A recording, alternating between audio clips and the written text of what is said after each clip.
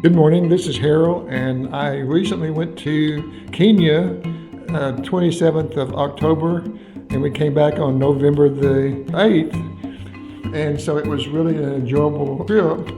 I go on mission trips, I always am blessed. We had 1,150 people pray to receive Jesus who was sincere. I went to 2 schools, preached to them or tell them about Jesus. And in one school, 249 people prayed to receive Jesus, and then the other school was 756 prayed to receive Jesus. There were 8 different teachers that had prayed, and so that was really a blessing to be able to do that. My interpreter, he was like 6'5", and he looked a lot like Michael Jordan. And I nicknamed him Jesus. Tell people that Jesus and I walked the dusty roads of Kenya to tell people about Jesus. Of course, I know that Jesus was with me, so it was always a joy to be able to tell people about Jesus, and the people were so receptive. When I go into a home, the people stand, and then they don't sit down until I sit down, and then when I stand, they stand.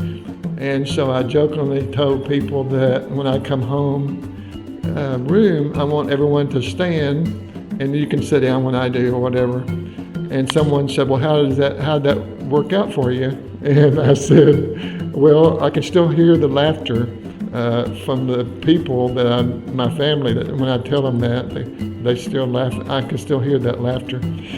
One of the blessings of going to Kenya is that you make friends with these people, and they are so open to the gospel.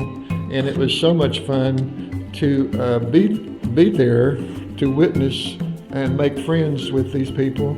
And so this was my 17th mission trip, and I've been to Africa 5 other times. I always like to go to Africa because the people are so open there. And so the food that I ate was not really what I wanted, and so I lost like 6 pounds while I was there. But you would think that whenever I saw a chicken leg, well, I thought, well, surely they can't mess up the chicken, but it was as tough as a shoe leather. And so anyway, it was kind of interesting to be able to preach at 2 different churches.